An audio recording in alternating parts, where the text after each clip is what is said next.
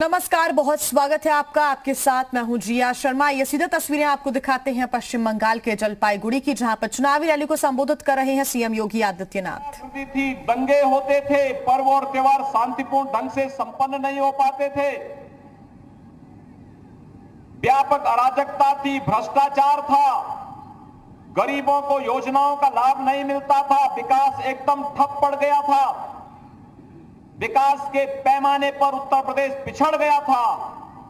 मात्र 4 वर्ष के अंदर उत्तर प्रदेश की प्रगति देश के अंदर सबसे अच्छी प्रगति के रूप में सामने आई है, और वह इसलिए आई है क्योंकि उत्तर प्रदेश में भाजपा की सरकार है। आज के दिन पर भारतीय जनता पार्टी की सरकार का मतलब डबल इंजन की सरकार, डबल इंजन की सरकार। भाइयों बहनों, ये डबल इंजन की सरकार किस रूप में कार्य करती है? 4 वर्ष में उत्तर प्रदेश में 40 लाख गरीबों को सरकारी आवास मिला है। 40 लाख गरीबों को सरकारी आवास, 2 करोड़ 61 लाख गरीबों को व्यक्तिगत शौचालय उपलब्ध करवाया गया। 3 करोड़ 56 लाख गरीब महिलाओं को जनधन अकाउंट में धनराशि उपलब्ध करवाई गई।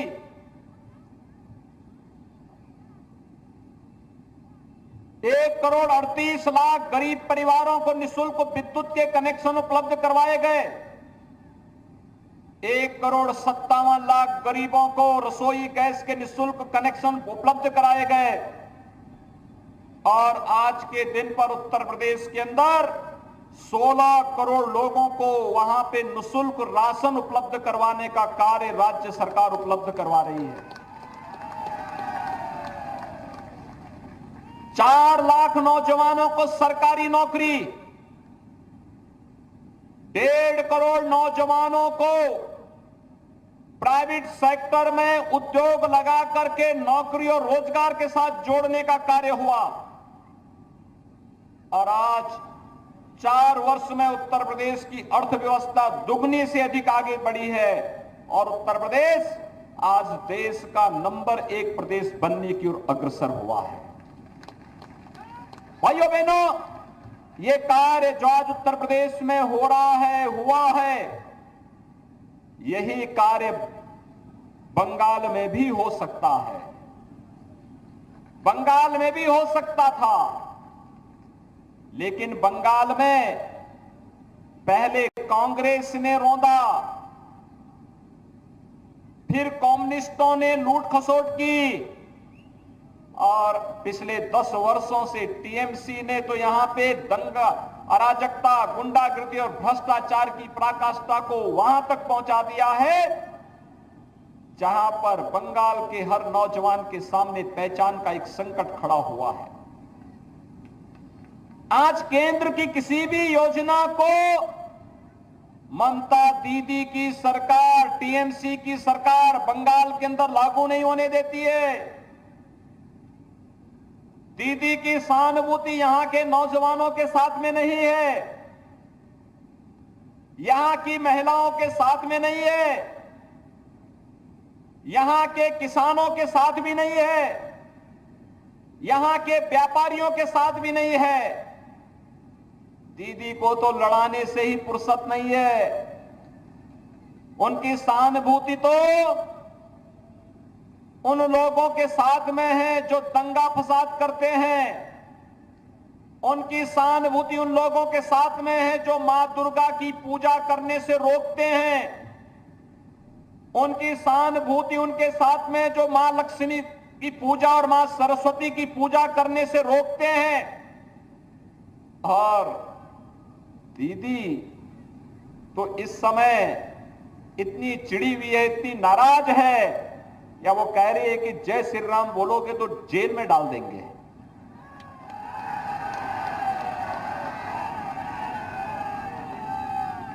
अरे चिढ़ भाजपा से हो सकती है, हमसे हो सकती है, राम से क्यों? राम तो हम सबके आराध्य हैं, भारत के जन जन की आस्था के केंद्र हैं। राम से टकराने का जो भी दुस्साहस किया है उसकी दुर्गति हुई है और टीएमसी की बंगाल के अंदर दुर्गति तय है, ये निश्चित है। और यही कहने के लिए आज मैं आपके पास आया हूं। भाइयों बहनों, जहां पर विकास के नित नए आयाम छूने चाहिए थे जिस बंगाल को, प्रधानमंत्री मोदी जी ने देश को एक विजन दिया। पिछले 1 वर्ष से पूरे देश के अंदर आप कोरोना महामारी की से जूझते हुए भारत को और दुनिया को देख रहे होंगे। दुनिया के अंदर सबसे अच्छा परिणाम उत्तर भारत ने दिया और भारत में उत्तर प्रदेश ने दिया। भाइयों बहनों, कोरोना प्रबंधन का एक कार्य प्रधानमंत्री मोदी जी के नेतृत्व में कितना बेहतर हुआ। मोदी जी ने हर गरीब के लिए निःशुल्क राशन दिया, लेकिन बंगाल के अंदर टीएमसी के गुंडे वो राशन भी खा गए। हर गरीब के लिए, हर मजदूर के लिए, रोजगार के लिए उन्होंने पैसा दिया, टीएमसी के गुंडों ने वो पैसा भी हड़प लिया। आत्मनिर्भर भारत के अंदर परंपरागत उद्यम को बढ़ाने के लिए प्रोत्साहन राशि दी, वह राशि भी टीएमसी के लोगों ने हड़प लिया। आप चिंता मत करिए, ये जो टीएमसी आज आपके अधिकार को हड़पने का प्रयास कर रही है, एक एक पाई 2 मई के बाद एक एक पैसा निकाला जाएगा और फिर बंगाल के विकास में लगाया जाएगा। ये पैसा लेकर के कोई अपने साथ नहीं जाने वाला है। ये पैसा जैसे वे लोग ले गए हैं वैसे ही निकाला जाएगा और वैसे ही फिर से बंगाल के नौजवानों के रोजगार के लिए, मजदूरों के रोजगार के लिए लगाया जाएगा। भाइयों बहनों, प्रधानमंत्री किसान सम्मान निधि एक बेहतर माध्यम हो सकता था बंगाल के अंदर। प्रधानमंत्री किसान सम्मान निधि के माध्यम से हर किसान को 6,000 रुपए सालाना भारत सरकार दे रही है। बंगाल के अंदर दीदी नहीं देने देती है। उत्तर प्रदेश के अंदर 2,42,00,000 किसान हर वर्ष इस योजना का लाभ प्राप्त कर रहे हैं। बंगाल के अंदर दीदी इसका लाभ नहीं लेने देती है। कारण साफ है, उनकी सहानुभूति किसानों के प्रति नहीं है। उनकी सहानुभूति तो किसानों का शोषण करने वाले लोगों के साथ में है, किसानों का अपमान करने वाले लोगों के साथ में है। मुझे आश्चर्य होता है, चाय बागान के में कार्य करने वाले जो लोग हैं, इन कार्मिकों को अन्य जगहों पर 350 रुपए प्रतिदिन का मानदेय मिलता है, लेकिन बंगाल में यह मात्र 200 भी नहीं मिल पाता है। आश्चर्य होता है, चाय बागान में कार्य करने वाले लोगों को आज तक जमीन का पट्टा नहीं दिया गया है, जबकि ये पट्टा वर्षों पहले मिल जाना चाहिए था।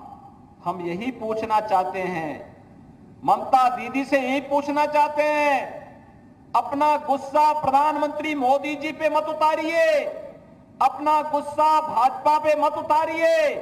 अपना गुस्सा उतारना था इन 10 वर्षों में भ्रष्टाचार पर उतारती, टीएमसी की गुंडागिर्दी पर उतारती, लूट खसोट करने वाले लोगों पर उतारती, तो बंगाल का हित भी होता, टीएमसी का हित भी होता, लोग आपको सम्मान देते। लेकिन आपने इधर ध्यान नहीं दिया। आज इसका परिणाम है, बंगाल की जनता अब टीएमसी से मुक्ति चाहती है, पूरी तरह मुक्ति चाहती है। भाइयों बहनों, आखिर टीएमसी ने 10 वर्षों में चाय बागान के किसानों को, चाय बागान के कार्मिकों को उनका हक क्यों नहीं दिया? हम लोग देख रहे थे, यहां पर वर्षों से गोरखा समुदाय के लोग राजनीतिक सम्मान चाहते थे। उनके साथ संवाद बना करके एक संवाद के माध्यम से राजनीतिक समाधान के किसी निष्कर्ष पर हम पहुंचे, शांति बहाली हो, विकास की मुख्य धारा में प्रत्येक नागरिक को जोड़ा जाए, इसके बारे में जो उपाय होने चाहिए थे, कभी भी न कम्युनिस्टों ने रुचि ली, न कांग्रेस ने रुचि ली और टीएमसी ने भी इसमें कोई रुचि नहीं दिखाई। वो तो यहां की भावनाओं को कुचलना चाहती थी, जबरन दबाना चाहती थी, जबरन लोगों पर अत्याचार करने पर उतार हो गई थी। लोकतंत्र की सबसे बड़ी ताकत संवाद है और अगर हम लोकतंत्र में संवाद की इस भाषा का उपयोग नहीं कर सकते हैं तो फिर लोकतंत्र में हमें जनता के पास जाने का कोई अधिकार नहीं होना चाहिए। और टीएमसी ने, कम्युनिस्टों ने, कांग्रेस ने अपने इस अधिकार से वंचित किया अपने आप को। आज भाइयों बहनों, मैं आपसे यही कहने के लिए आया हूं, आज प्रधानमंत्री मोदी जी के नेतृत्व में भारत दुनिया की एक महाताकत बन रहा है। आज भारत के अंदर कोई भी कार्यक्रम चलता है दुनिया के लिए एक मॉडल बनता है। आज भारत में जहां भी भारतीय जनता पार्टी की सरकारें जिन राज्यों में वे राज्य विकास का कोई ना कोई मॉडल उपलब्ध करवा रही हैं, आज प्रधानमंत्री मोदी जी के नेतृत्व में भारत दुनिया के अंदर एक महाताकत के रूप में उभर रहा है। उस महाताकत के रूप में जहां पर हर नागरिक को जीवन की मुख्य धारा के साथ जोड़ करके उनके जीवन में खुशहाली लाना, समृद्धि का मार्ग प्रशस्त कर देना, इस अभियान के साथ जब जुड़ने की कार्रवाई हो रही हो तो मैं बंगाल के आप सभी नौजवानों के साथ, चाय बागान से जुड़े हुए समुदायों के साथ, गोरखा समुदाय के साथ, बंगाल के प्रत्येक नागरिक के साथ मैं यही संवाद स्थापित करने के लिए आया हूं। हम भी विकास से पिछड़ने न पाए, इसके लिए प्रधानमंत्री मोदी जी के विजन के अनुरूप कार्य किए जाने की आवश्यकता है। याद रखना, भाजपा जो कहती है सो करके दिखाती भी है। आपने देखा होगा भारतीय जनता पार्टी ने कश्मीर के अंदर कहा था कि कश्मीर में धारा 370 को हटाएंगे, जम्मू कश्मीर के अंदर विकास की प्रक्रिया को तेजी के साथ आगे बढ़ाएंगे। अगर जम्मू कश्मीर के नौजवान को बंगाल के अंदर जमीन और मकान खरीदने का अधिकार है तो बंगाल के नौजवान को और दार्जिलिंग के नौजवान को भी अधिकार देंगे कि जम्मू कश्मीर के अंदर जमीन और मकान खरीद ले, कोई उसको रोक नहीं सकता है। आज प्रधानमंत्री मोदी जी ने और गृह मंत्री अमित शाह जी ने अधिकार आपको उपलब्ध कराया है। भाइयों बहनों, कांग्रेस ने आपको इस अधिकार से वंचित किया था, लेकिन प्रधानमंत्री मोदी जी आपको यह अधिकार दे रहे हैं। उन्होंने अधिकार दे दिया है। आर्टिकल 370 जो कश्मीर के अंदर आतंकवाद की जड़ थी उसे पूरी तरह समाप्त कर दिया है। आज बंगाल विकास की प्रक्रिया के साथ तेजी के साथ आगे बढ़ रहा है। आज विकास मजबूती के साथ आगे बढ़ता हुआ बंगाल के अंदर भी दिखाई दे, यह आज की आवश्यकता है। और कश्मीर जैसे विकास के पथ पर अग्रसर हुआ है वह इसलिए क्योंकि जो वहां के विकास की सबसे बड़ी अड़चन थी आर्टिकल 370, आज वो पूरी तरह समाप्त हुआ है। मैं लोकसभा चुनाव में बंगाल आया था, तब बंगाल के अंदर एक नारा गूंजता था, यहां के नौजवान, यहां का पत्रकार मुझसे एक बात पूछता था कि योगी जी आप उत्तर प्रदेश के मुख्यमंत्री हैं, ये तो बताइए कि उत्तर प्रदेश के अंदर जब सत्ता नहीं थी तब आप लोग कहते थे कि रामलला हम आएंगे, मंदिर वहीं बनाएंगे। अब तो ये तो बताइए कि क्या तारीख भी बताएंगे। भाइयों बहनों, मुझे आप सबको बताते हुए प्रसन्नता है, 5 अगस्त 2020 को प्रधानमंत्री मोदी जी के नेतृत्व में, प्रधानमंत्री मोदी जी के कर कमलों से, संतों के सानिध्य में अयोध्या में भगवान राम के भव्य मंदिर के निर्माण का कार्य प्रारंभ हो चुका है। भव्य मंदिर के निर्माण का कार्य प्रारंभ हो गया है। भाजपा ने जो कहा सो करके दिखा दिया है। हम विकास भी ला रहे हैं, आस्था का सम्मान भी कर रहे हैं। हर गांव का, हर गरीब का, हर किसान का, हर नौजवान का, हर महिलाओं के जीवन में सुरक्षा, समृद्धि और खुशहाली लाने का काम भी कर रहे हैं। विकास भी होगा और वो विकास किस रूप में? गरीब को राशन की सुविधा, गरीब को मकान की सुविधा, गरीब को शुद्ध पेयजल की सुविधा, गरीब को विद्युत की सुविधा, गरीब को रसोई गैस की सुविधा, हर गरीब को 5 लाख रुपए का स्वास्थ्य बीमा का कवर, हर नौजवान को नौकरी और रोजगार की गारंटी, हर किसान के खेत में पानी उपलब्ध करवाने और हर किसान को उसकी लागत का दुगना दाम देने का कार्य भारतीय जनता पार्टी की सरकार कर रही है। तो वहीं विकास के बड़े बड़े प्रोजेक्ट को भी भारतीय जनता पार्टी आगे बढ़ाने का कार्य कर रही है। कहीं हाईवे, कहीं रेलवे, कहीं एयरपोर्ट, कहीं एम्स, कहीं आईआईटी, कहीं आईआईएम, कहीं मेडिकल कॉलेज, कहीं पे डिग्री कॉलेज, कहीं पे इंजीनियरिंग कॉलेज, कहीं पे कोई नया तकनीकी संस्थान, ये सभी कार्य युद्ध स्तर पर चलते हुए दिखाई दे रहे हैं। हेल्थ एंड वेलनेस सेंटर के माध्यम से एक नई पहचान दार्जिलिंग और उसके आसपास के सभी क्षेत्र दे सकते हैं और इसके लिए व्यापक कार्य योजना के साथ भारत सरकार ने राज्य सरकारों को मदद देना प्रारंभ किया है। उत्तर प्रदेश इसका लाभ ले रहा है। बंगाल क्यों वंचित है?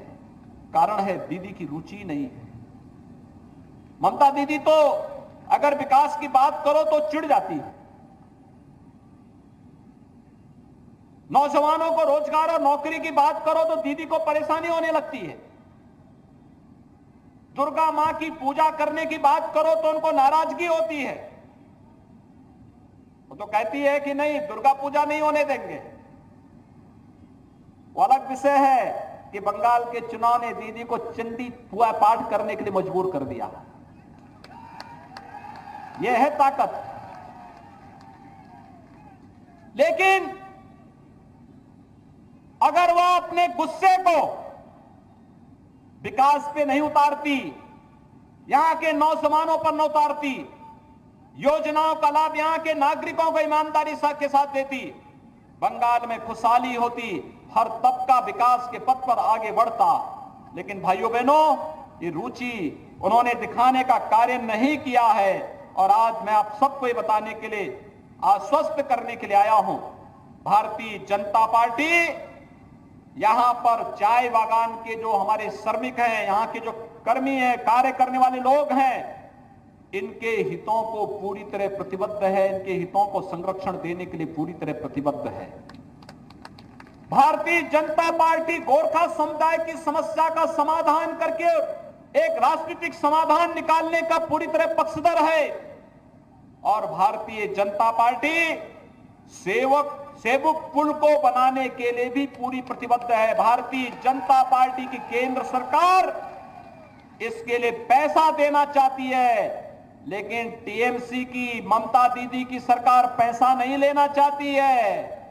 वो नहीं चाहती, क्योंकि सेवक पुल बनेगा तो फिर टीएमसी के गुंडे कहां पर खनन, अवैध खनन कैसे कर पाएंगे। इसलिए इस भय से वे लोग चाहते ही नहीं कि यहां पे कोई कार्य हो सके। इसीलिए यही कारण है अवैध खनन यहां चल रहा है, जंगलों का कटान चल रहा है और यही नहीं, यहां पर सॉलिड वेस्ट मैनेजमेंट के लिए भी कोई व्यवस्था टीएमसी की सरकार नहीं कर पाई है। यहां पर गरीब कल्याण योजनाओं का लाभ यहां के आम नागरिक को नहीं मिल रहा है। टीएमसी के गुंडे सब हड़प जा रहे हैं। भारतीय जनता पार्टी के 130 से अधिक कार्यकर्ताओं की निर्मम हत्या टीएमसी के शासन में बंगाल के अंदर हुई है। भाइयों बहनों, इंतजार करिए, आज 7 तारीख है, कुल 25 दिन शेष हैं। ये 25 दिन उल्टी गिनती के रूप में देखेंगे, एक एक दिन कम होता हुआ दिखाई देगा और 2 मई जब आएगी, टीएमसी की सरकार से बंगाल को मुक्ति मिलेगी, बंगाल विकास के पथ पर आगे बढ़ेगा और टीएमसी के गुंडों को निकाल निकाल करके कानून के शिकंजे में कसा जाएगा, जैसे आपने कल उत्तर प्रदेश के अंदर देखा होगा। ये अपराधी कहीं भी छिप जाए, ये तो तय है कि अपराधी को कांग्रेस, कम्युनिस्ट और टीएमसी जैसे दल संरक्षण जरूर देंगे। लेकिन आप चिंता मत करिए, इनसे लंबे हाथ कानून के होते हैं और कानून के लंबे हाथ इन्हें पाताल से भी निकाल करके जेल के शिकंजों के अंदर भेजने का कार्य जरूर करेंगे। और यही आश्वासन देने के लिए आज हम सब आपके बीच आए हैं। जिस प्रतिबद्धता के साथ आपने काम किया है, अब तक भारतीय जनता पार्टी को सफलता दिलाई है, आप सभी लगे। पूरी वैली, पूरा दार्जिलिंग क्षेत्र, पूरा माल विधानसभा क्षेत्र, आसपास की सभी विधानसभा क्षेत्रों में आपके नातेदार, रिश्तेदार, मित्र, शुभचिंतक रहते होंगे। सब तक मैसेज भेजिए कि प्रधानमंत्री मोदी जी का विजन ही बंगाल को विकास के पथ पर अग्रसर कर सकता है।